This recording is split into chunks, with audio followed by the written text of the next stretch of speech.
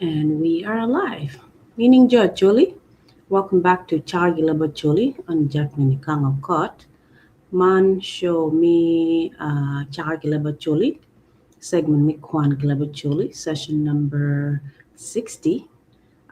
Teen Wamira Chaka Kwan Lok Me Nga. Panyikwara, the Panyikwara clan of the Acholi tribe of present-day South Sudan on a poema deck. Please make sure to join live. If you can't, please make sure to watch in full, share on your platforms, engage, like, comment, share.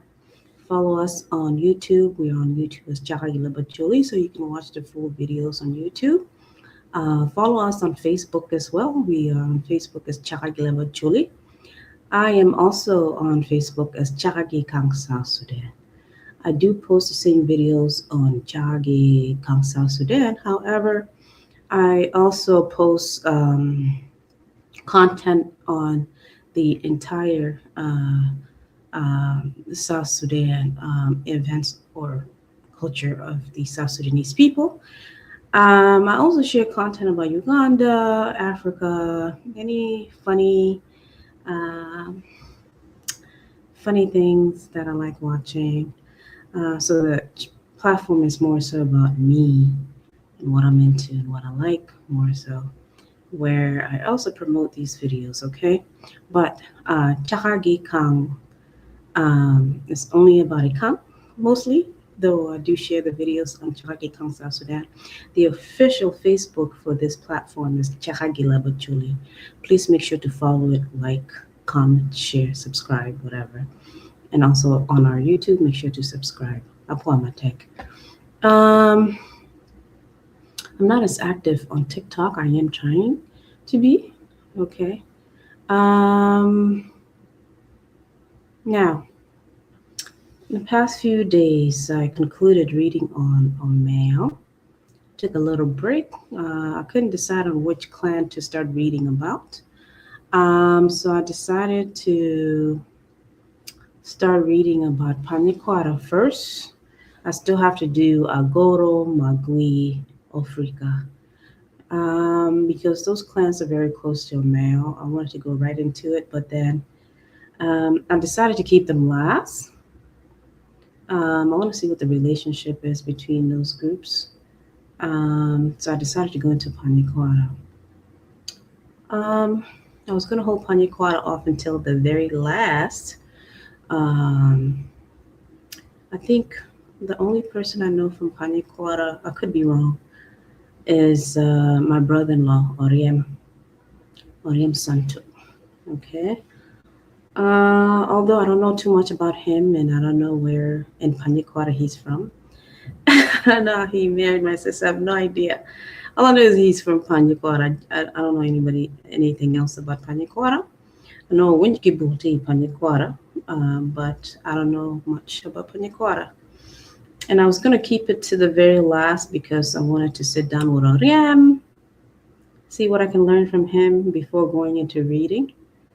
But I guess I can still see if I can speak to him later about Pa Nyikwaro. Okay? Oyira kitia nana.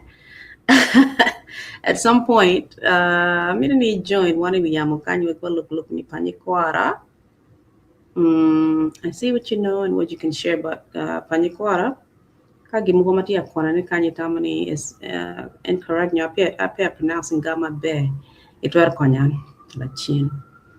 Okay.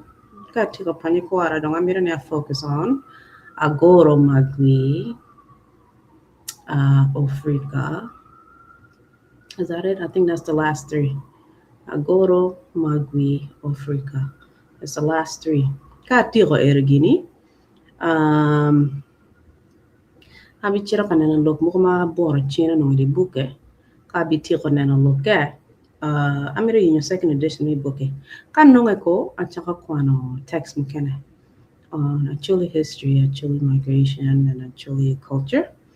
Okay, and I see that there's some research in English. I'm looking for Acholi text or research or books only in the Acholi language, so I can learn how to read widely and more effectively in the Acholi language to improve my Acholi.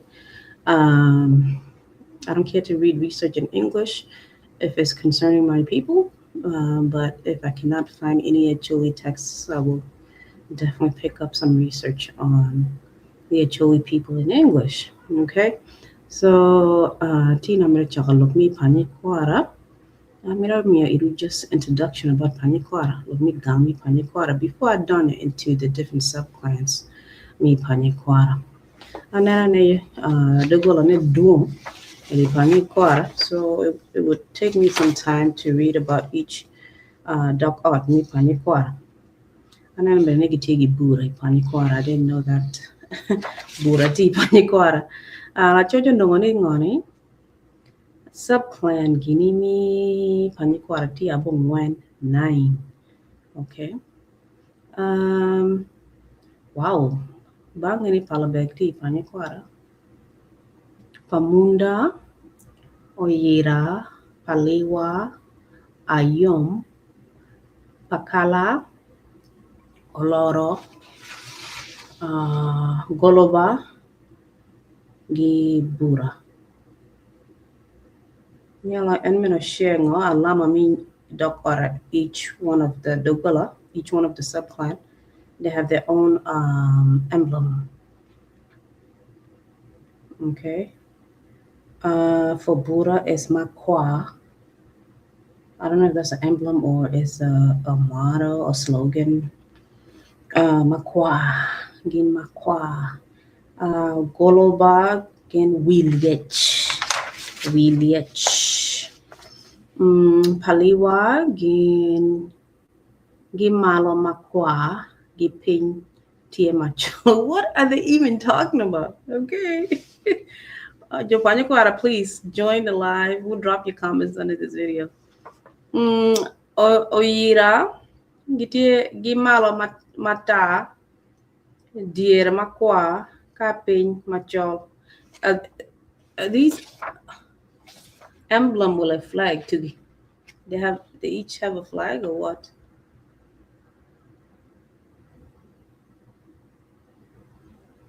Ayom doni American. Well, I am misreading this. Ayom nigin American. Pamunda ni UN alama mapol maparapat. Palabek no makwa Oloro tigi makwiji. What color is makwiji? What is alama? Me better. The color of their flag. Why do they have flag? Each subclan has a flag. Anyway, let me just start from the beginning. And I pour one for joining on Jackline Ikang of Acholi. We are reading on Panyikwara. Panyikwara is one of the clans of the Acholi tribe of present-day South Sudan. I will start with the introduction today, and then tomorrow we'll start reading about the subclans of Panyikwara. There's 9 subclans in Panyikwara.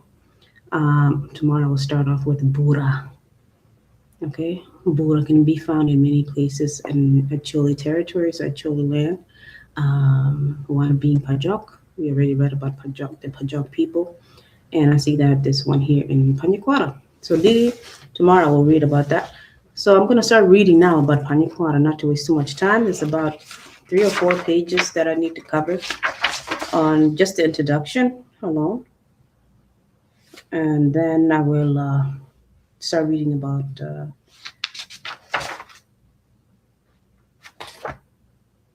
okay, I'm going to read about 5 pages. And then tomorrow we'll start reading about Bura, which is one of the first subclans. Okay, all right. Like I just joining Ogumane regarding Gami Panyikwara. Okay. Ma pori pe wa mere gilok ma kwa hodok on ma tie Panyikwara. Amiro kong wa gam penya chill ma dano nakajui mara penya ne. Excuse me. Panyikwara tien loke angong. If you're from Panyikwara, what do you understand Panyikwara to mean? In the beginning of this text a long time ago, when I started reading this book, He told me that the Panyikwara were Luo people. I don't know if they're Shilluk or something like that, or mixture of Madi or something like that. And the name basically mean they were led by Nyikwara, the people of Nyikwara. I think they are Anyuak people or some Shilluk or something like that. Anyways, let's find out. What is he saying in this chapter? Ningo, dokot mi, look me Panyikwara here, look at Yango. Gamo pen ma chaloman pe tuero. Pe tuero ka pe ingeo te kwar pa jo Panyikwara. An abene anongo ni pe atuero gamo pen man. Piman e kare ma bedo ka yinyo lok mi te kwar pa cholo mi Sudan. A bedo bene ka penyo lo dira cholo mi Sudan gi pen man. Anongo ni dano ma pol pe ngeo tien lok mani Panyikwara. Ento la dit Geralimo Mamur Odel Fere mi Panyikwara. Hawaja borane dano pe ngeo tien lok Panyikwara pien gin bene pe ngeo te kwara pa jo Panyikwara. Ka en Mamur dong hawaja borane Panyikwara tien lok ni Lotino Pa Nyikwara, okay? He found that out and we read about it in the beginning of this platform, this program, okay? Ningone, Lotino Pa Nyikwara. Ruot Nyikwara obino gi luak mere gi jilo nyoya nyok, yep, as I remember.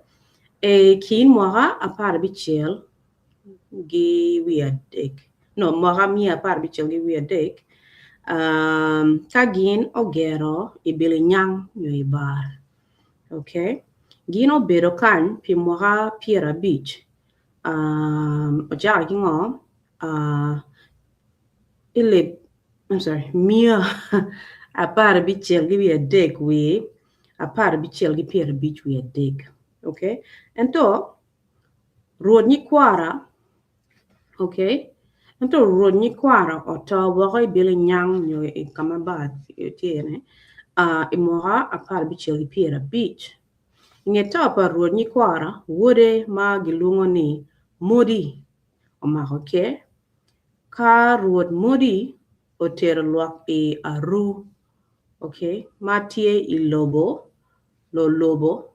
kama Ruot Modi oto iye imwa apara bichel gi pira boro, okay?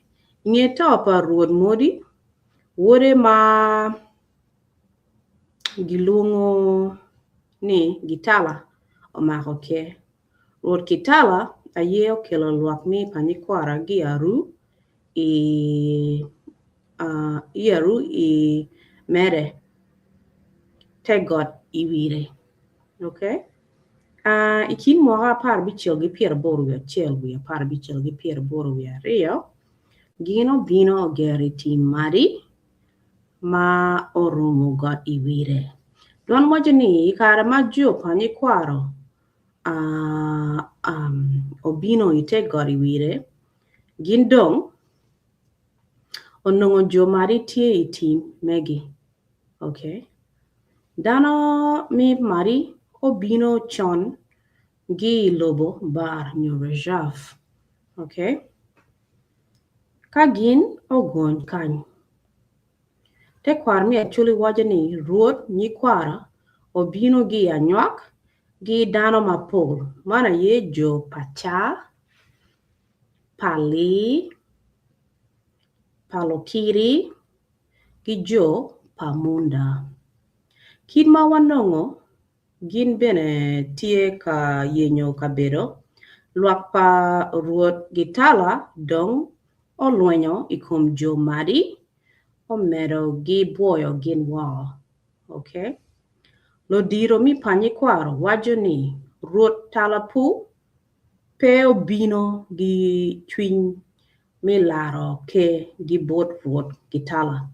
Mana ye gin ma weho Ruot Talapu o waje kwere bot luak pa Ruot Gitala. wot pa modi ne jo Bura kal wun omero mera wu makke meu gi muolo dog bene wu chwe kot wek cham o chekhe bot luak an jo pa jul wala pa jule aweko ruot mera bot ruot kitala machalo o mera okay manok kany luak pa ruot kitala orweo muny ikum dana mi moli tokoro Madi gin olwenyo matek ikum Madi duan wajni ruot Madi mape wang'eyo nyinge pe oto ilweny man kala chien en bene omio bulke gitong ke mere bot ruot kitala mo weko ruot kitala wot pa modi odoko ruot pa Jo Acholi gi Madi. Okay. Ruot kitala ma weko ruot kitala wot pa modi odoko ruot pa Jo Acholi gi Madi. Okay. So ruot kitala mo lead ano do gi defeat Madi.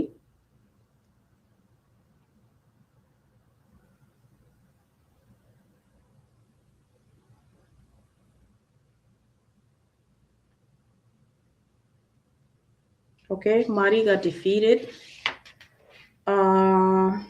Even though the chief was not killed, give me okay to go about road kitala. Me leading Jo Acholi gi Madi. Okay. Yala karong ningo. Kid madano mi Madi gi Acholi dong. Tie tell lodge pa road kitala. Mod office pa road o Chaka teach. Gi Leb Acholi wa gi Leb Madi. Okay. Teen kai chiro ilobo Panyikwara inoni dano ma kwa kunu logo Leb Acholi gin bene logo Leb Madi. Okay. I hope I'm not delayed. Oh, my video is delayed.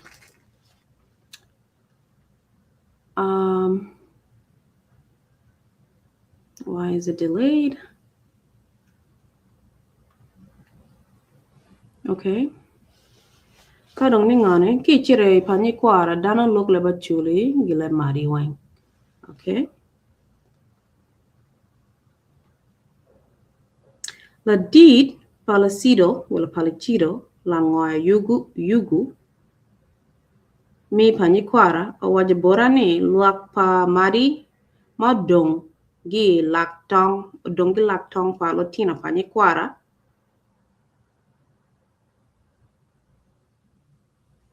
manno kany bene o a wako gi Panyikwara gino dok tung poro cheng ka gin o kwede I kabedo matie iyo ma bino gi Juba chiro inumle. Okay? Inge mwaka ario Jo Madi moli tokoro dok onongo ni ngom man pe cheko chum pi man gino tamo mi dok chien kalweng. Okay? Ikom dano mi Panyikwara. Jo Madi moli tokoro owajini ngom matie I mede nyoite got Iwire be mi pu ento gin petuero bedo kachiel gi dano mi Panyikwara. Manok kany Jo Madi oyongo komgi mi chiro kalweng ikom Panyikwara. Gino luanya ikom dano mi Panyikwara gi atum. Okay? Gino luanya gi atum ikom Jo Panyikwara. Nyo gi atero. Okay?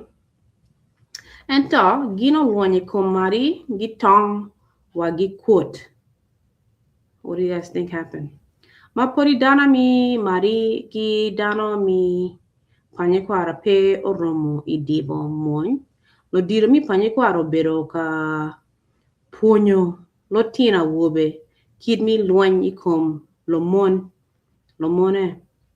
monye. Gin obero ka puonyo lo tina wobe ma kun gin waje kwere bod gine chobi ma I nyime. What? Chobi ma I nyime. Chi an bene a chobo ma I nyime. Jo Panyikwara obero dano ma ngeo luany gi tong gi kot. Piman jo mari pe onego gin maduong. Ento te kwara mi Panyikwara wajene jo mari ye oto maduong luany man. Don wajene mari modongi ilak tong Oloro ngegi manongo cho okwayo ngwech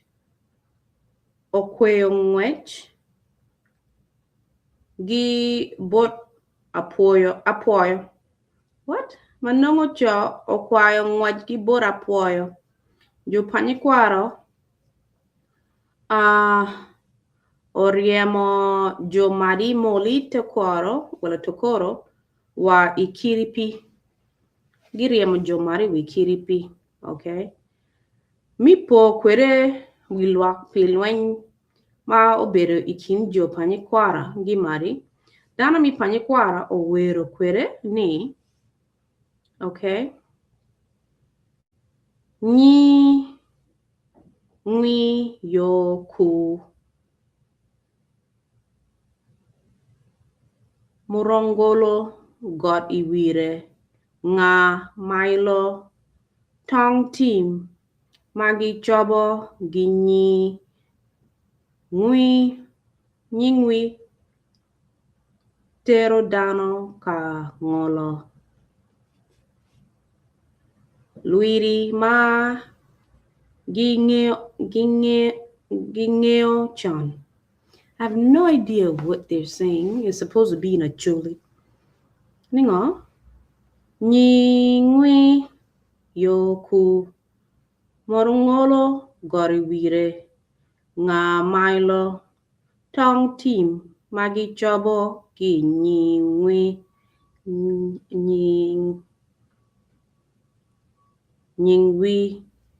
nyingwi tero dano kangolo luiri magi ngeo chon. I have no idea what they're saying in the song. It's supposed to be Acholi. Anyways, ningo mapeo tero moha mapol lok mi laro ngom odonyo ki luak pa ruot gitala dana miro ngeo anga aye ma wiri pajo. Ma wanongo ni dok od mi Goloba, Paliwa gi Oyira o Chaka wajoni gina ye wiri pajo. Ka dana mokene kono wajoni jo Bura aye wiri pajo. Okay, ka imi Panyikwara, drop your comments. Ngama tiyo wiri pajo tu mi jo Panyikwara ato ulonya gi Madi. Is it Bura? Is it Goloba, Paliwa gi Oyira? Ngama tiyo Wegi Ngom. Okay, kaningo. Ento te kwara pa chuli wajene jo Bura aye wiri pajo pien gin ma o chaho donyo. Ngom mi Panyikwara gi bod dana mokene ma obino la chin. Okay. Dana mokene obino ogerikom Bura dobong. Okay. Duan bene wajene dana mi dok od Goloba Paliwa gi Oyira gin duju okeo mi Bura. Ento gin pe wiri pajo. What do you think? Drop your comments.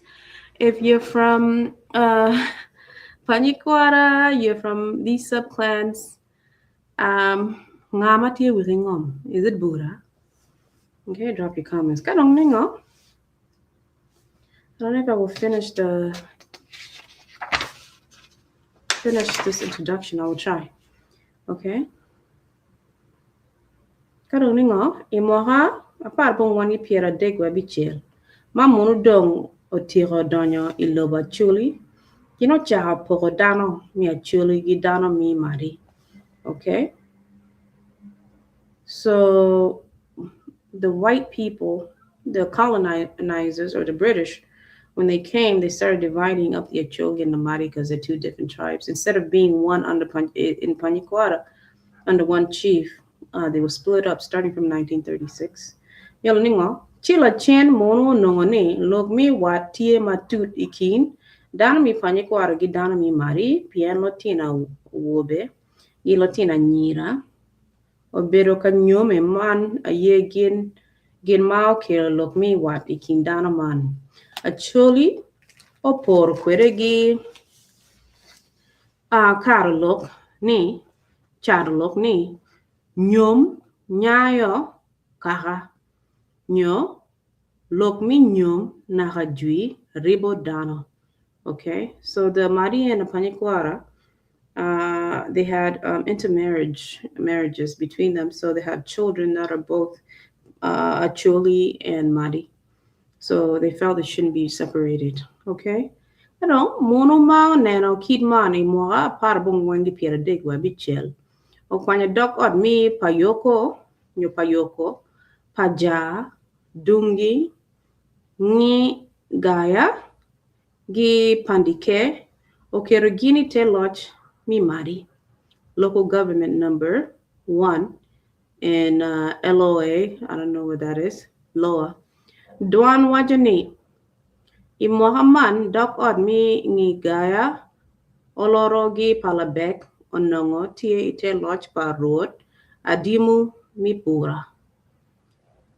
Te kwar mi Panyikwara wajani, kari bed odua hodana mi payoko, paja, dungo, ni gaya, gi pandike te loch pa road Madi. Ento gino bedo ka tich gi chik kwaro pa Acholi gi Madi. Man bene omio kare bod jo Panyikwara mi tuku gi wi dano. Maka lok alara tie kin lot Latin Panyikwara gi Latin Acholi mi dok ot mokene Latin Panyikwara omaro lok gi Leb Madi. It's funny. Ka kono lok alara tie ikin Latin Panyikwara gi ngone Latin Panyikwara gi Latin Madi. Latin Panyikwara bene mara lok gi Leb Acholi ento ka lok tie kin gi Latin Panyikwara gi nakajui omaro laro lok gi Leb Acholi. Te kwara pa Acholi bene wajone imoha 1936 o apar bong wangi piera degwa bichel mono kwanya but Panyikwara mokene madong okiro gin ite lodge pa road mi Acholi a local government center number 2. Okay, a magui. Okay, yala, we're moving on to the section mochoni ngani. Munu ogoro dano mi Panyikwara ite got Iwire. Okay, la jojo choningo ikin moha mia apar bong ngwen we apar bong ngwen gi pierare we chill. Dana mi Panyikwara nongo oket ata dana mokene tie ite got Iwire. Dana mokene tie e lateb we latebi. Dana mokene tie e Anyuak. Ento dana mapolo nongo tie e awala matie e dokulu ayi. E moha apar bong wan gi piera rio jo lokoro gi lokoya obero kalwany maraj madai kum Jo Acholi. Okay? E moha apar bong wan gi piera rio ma mono neno ni wen pa jo jur nyo lony pa lo jur tie kamere ikum dano. Mono goro dano mi Panyikwara duju ite got Iwire. E Mohamman, which is part of Rio, Jo Bura gi Jo Paliwa nongo gin tie kwa e kabirma gilungo ni latebi.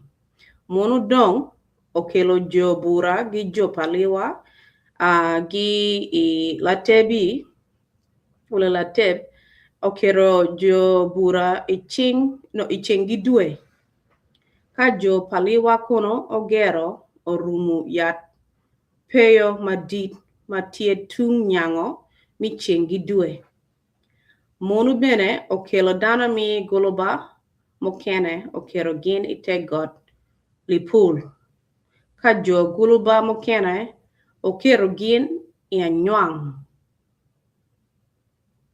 Okay, dano obedo itegot Iwire pimwaga abiro Wegi Ngom apar bongwan gi pieraria wi apar bongwan gi pieraria wi aboro.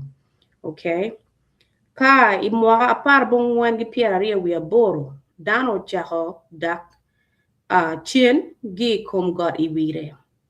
Jo Bura odak gi chengi due gino chiro gero I kamach ma watin gin podi tie kan.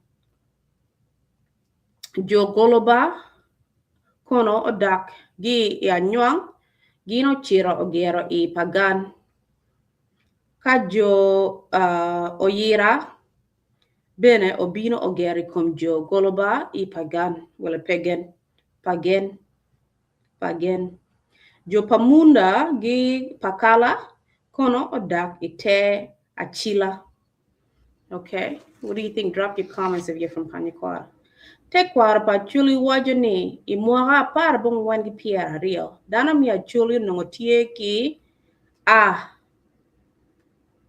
nyo court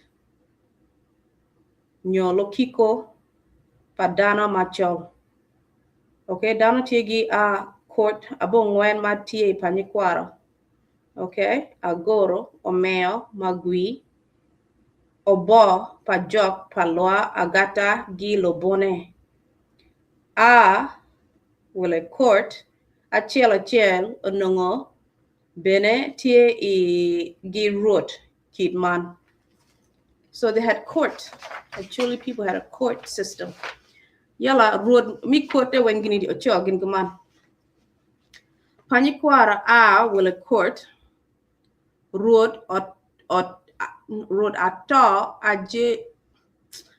ato alijabu sabuni yagoro ikotigi court tie road ongom yomel court tigi tie road ogan magui court tigi tie road onge obo court tigi tie road aburi kasiba ka pajok road tigi tie road ocheng la kormoy palwa kono tie code road lotobi wala lotob agata kono tie gi code road ongiro road ongiro munumi agata ka kono lobone tie gi code road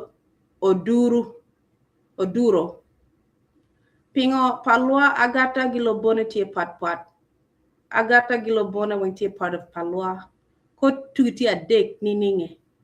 Ole. Kunge drop your comments. Kot tiye gini pat. Yala imwaga apar bongwan gi piera rio bene Acholi ono tiye gi B court nyo lokiro pa British. Achiel imiri onyala Iwire. Ento imwaga apar bongwan gi piera rio wi aboro DC nyo district commissioner okobo Pido mi B court Iwi godloti bar. Won come me B court nakajui a year DC nyo district commissioner.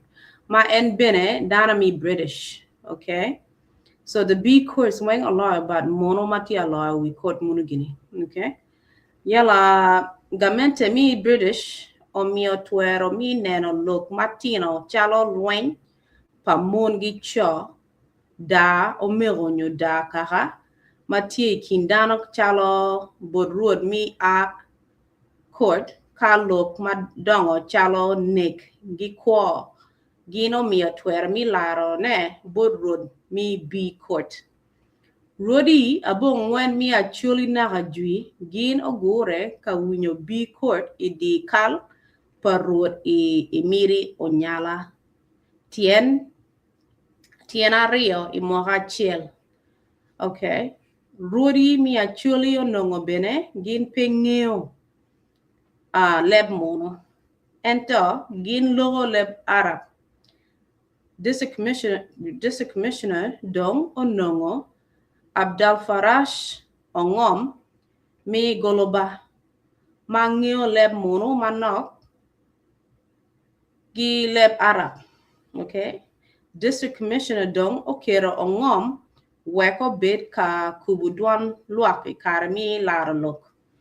Mono Oyira Abdal Farash ongom obed la kup duan luak pien en bene onongo logo leb mono wala leb English. Arab Madi gi Acholi.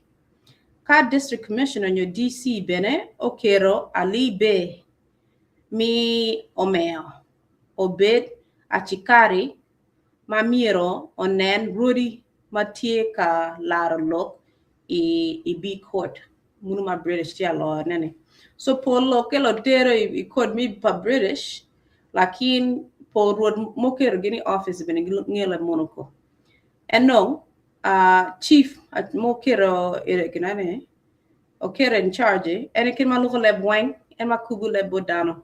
So they have to go to this court pamonone twice a year. Okubu loke akubo bodge jumakingela monokone. Okay? La dit geralimo mamur o delfere o wajaborane chongi chon wigang matie loba choli ginpe mielo kachel. Kari bet kare gi kare wigang achiel twero mielo gi wigang mokene. Ento Petie nina mo achiel madano mi Acholi Sudan ogure dibo miel achiel ka lore gi miel kwaro. Duan wajini imwaga aparabo ngwen gi piera ria we abiro ruot ato alijabu mi Panyikwara. Olungo wigang duju matie iloba Acholi Sudan ni gino bini miel kwaro imiri onyala. Okay? Luak mi Acholi kare magin o winyo duan man mi achiel malungo wi kaka mi Acholi duchu gin bene peo kwero dano o agi kabedo maparapat gino chiro imiri onyala mati Iwire. Okay? Miel opong ma kabedo dogo ding bodano. Ento manno kan Jo Bura gi Jo Goloba obedo ka yaho alota bul. Lok mi laro alota bul okelo chwe chwiny madit bodano ma weho okwera latin mi Bura okwanya bul ogoro ochobogi ibuch mi Goloba. Remo chwe ikom ibuch omerogi nego ma oweko dano oket wahogi idibo miel. Gio digo mokene lo diro kaka mi Panyikwara ochwalo duan bo DC wala District Commissioner ma gino nyuro kwere bore tich marach ma okwera otimo ikom ibuch.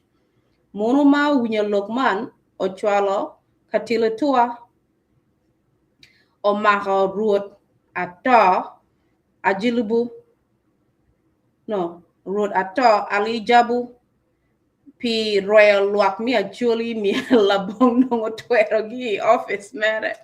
So they blame the chief pien okelo dana wenka mieli dibo in celebration ngiche gimote meko okelo ta munu do mako chief mi organize miel munu bodano.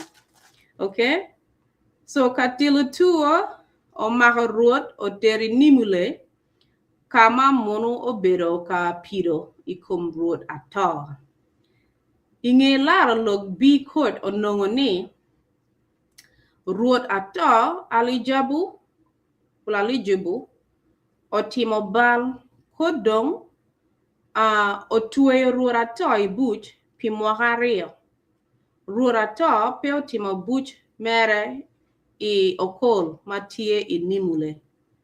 ento gino chwalo en yokol matie ikimo matie iwang lobo mi kuhu gi Madi. Okay? Yala.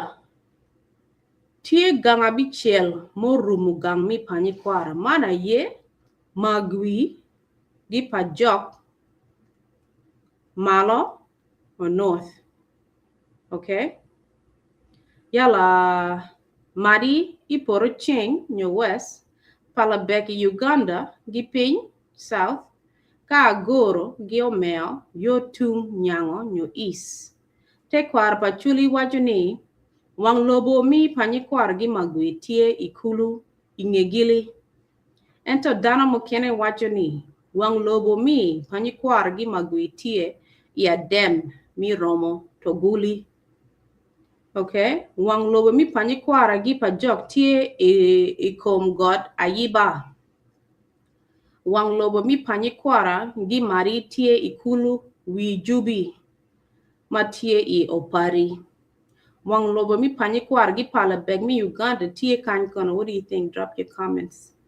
Wang lobo mi Pa Nyikwara gi agoro kono tie kan. Ka wang lobo mi Pa Nyikwara gi omeo kono tie poro pa Joseph Lago. Pa Nyikwara gi omeo tie poro pa Joseph Lago dogo matie yo ma a inimule chiro ijuba. Okay. Yala regarding dog odd mi Pa Nyikwara. La jojo choni ngani. I'm just gonna read 2 paragraphs.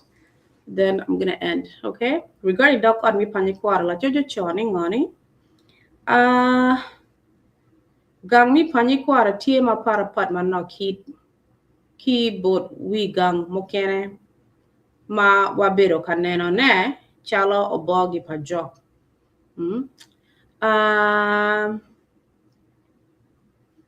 Pingo pien dok od mi Pa Nyikwara peo poge ela cham gia twitch kid ma tie I obogi pa jok. Ento gin tie I dok od abong wen ma dok od achiel omio bore number. Te kwara Pa Nyikwara wacho ni King George William mi Bura aye ma omio number man I dok od ma parapat mati Pa Nyikwara. King George do bero king ni de Pa Nyikwara. Anyways. Don wacho ni King George William omio number I dok od man makun lobo kit ma dok od menu or donyo kwere lobo Pa Nyikwara. So if you're number 1, no in Wegi Ngom, me Chaka done it first. So it's in order, okay? Yela kid ma wanena pinkan wanungone Bura omia bodgi number 1 man bene nyuru bodwane jo Bura ye ma Chaka donyo in ngomi Pa Nyikwara. Ka jo Goloba omia number 2 matien loke ne jo Goloba na ye danama ario ma donyo I Pa Nyikwara. Gindong luwu jwe Bura. Ka jo Oloro omia bodgi number 9 ma tien loke ni jo Oloro aye dana ma odonyo la chien total ingom Pa Nyikwara. Dana mi Pa Nyikwara pe ngene pe lokom number keken ento gin bene nge ne pe lokom bere ma dok ora chiel tie kwede. Kit ma wabineno la chien appendix C1 nyo C2 jo Pa Nyikwara bino gi kabir ma parapat matie Sudan chalo lo lubo nyo lokiliri lokoyo gi tali dana mokena kono obino gi Uganda gi kabir ma chalo alero lokung patero gi patira. Okay. So now regarding dok ot mi Pa Nyikwara wagi ber megi. Okay, there's a whole list. I already said it earlier. Jo Bura mi achiel alama tugiti makwa. Goloba mi aria itugi wiliech. Okay, better to the tear will get tea, better, well, better, me, and to the flag tea. Yella, Paliwa, me, get on me a dick. Gi mal gi tima ko gi pin gi tima chol. Oyira gen gi don me angwen. Gi mal gi tima ta idier gi tima ko ka gi pin gi tima chol. Pamunda gi don me a beach. Yuan mo mi ko na lam ya joka ni yuan. Alama ma pol ma parapat ma yuan mi abotke. Kadong ningo no lunga gini yuan pen gi tiga alama ma parapat. Okay, yala yum gi don me a bichel. Give it a child American, a child business American. I don't understand what it means. Yeah, Pakala get done me a biro. Alama to get him a para biro. Okay, Palabek get done me a boro. Alama to get him a qua. Ka Oloro. Didn't get done number me a bong one. The last people me done the Panyikwara. Oloro. Okay, so better to get tingo, makwiji. Get money in a corner, kedeni. Okay. Yellow the last paragraph before I end for today. Ningo.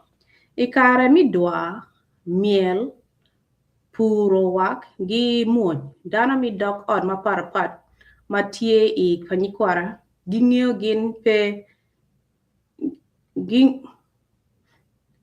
Panyikwara gi ng'eyo gin pe pi number ento gi bere. Okay, so kagichero hunting, everybody has to carry their flag. That's how they know who's who from which group in Panyikwara. Okay, yala ningo tie dok od ario idikal mi Panyikwara madano woro tutwal. Mana ye dok od mi Bura kot gi dok od mi Oyira. Dano woro jo Bura kot pilokom kot ka dano kono woro jo Oyira pilokom jok. Lori. Okay. Jok man pire tegbo jo Panyikwara lo jok mokene ma wabineno la chin. Okay. A bookman. Kari bed dana woro Bura kot pilok mi kot wanone tie dok od angwen ma pe woro jo Bura kot pien dok od man tie gi kot megi. Dok od angwen ma pe woro jo Bura kot aye Ayom Pakala nyo Pakala Palabek gi Oloro. Okay. Interesting, right, guys? If you're from Panyikwara, drop your comments. I'm about to start reading about your two community two dog gang two wang abong wang and everything about you guys. Drop your comments. Please like, comment, share. Join us if you would like to be a guest. Drop me a DM. Drop a comment under this video. I'm Jackline Ikang of Acholi. I will start reading about Bura. Okay, so far we found out that ngani jo Panyikwara munu gibino ngino ngi Anyuak jo pa gine Nyikwaro. Okay, lotini mi Jilo bloodline pa Jilo jo Shilluk kingdom. Shilluk kingdom. Go gi wargi weri okere yo penye Panyikwara yala gi rargi jo Madi. You fight over Gine Ngom, Gingi Jo Madi lawyer. Ayala Giberkache coexist at some point. Puri until this day, Ben Jo Madi Moti Kuyala Goloba Leb Madi. Chief Tigonongo, Chief after Nyikwaro and Notini Perabedica leading, Ginma Okere Chief to give me a Acholi, Chief Gitala Oberica leading Jonah. Jumokana Wajane Jonah, Mogi Bino Konagi Bar. Okay, gibin kama pat. So dogola neti abong no gibin kama pat pole ne gibino nung ya Anyuak lo ngeo nyigine Nyikwaro ne pien munu chief Nyikwaro jo Pa Nyikwaro mi Anyuak nyo Shilluk jo pa Jilo ge family tigi. Okay, yala gitigi flag, each dogola tigi flag tigi with different colors and emblem. Okay, kagichera doa. Everybody carries their flag. Yeah, only jo Wegi Ngom ya chel Bura. Yala jo Bura gite Wegi Ngom yala ben gite kiri card or take a card. They're rainmakers. Like in this other 4 subgroups, my water can go, which is Ngoni, Ayom, Pakala, Palabek, Oloro, Pian Ginman gite gina kiri card to the me yobu card. Okay. Lakin jumatigi jok, jumajibu jok, munu jo gonna Oyira. Okay, that's about it for now. Dinga child reading in detail. Tomorrow we'll start reading in detail about Bura. The first subclan or subgroup to get into the Acholi, present day Acholi territory of Panyikwara. Okay. All right. Stay tuned. Anapo Matek, thank you so much. Please like, comment, share. Subscribe to our YouTube channel. It's Leb Acholi. Subscribe and follow me on Facebook. It's Leb Acholi. Okay. I'm taking a long time, huh? Yeah. So please like, comment, share, engage with the platform. Let me know. Okay. Have a good night, guys. Good night. Bye.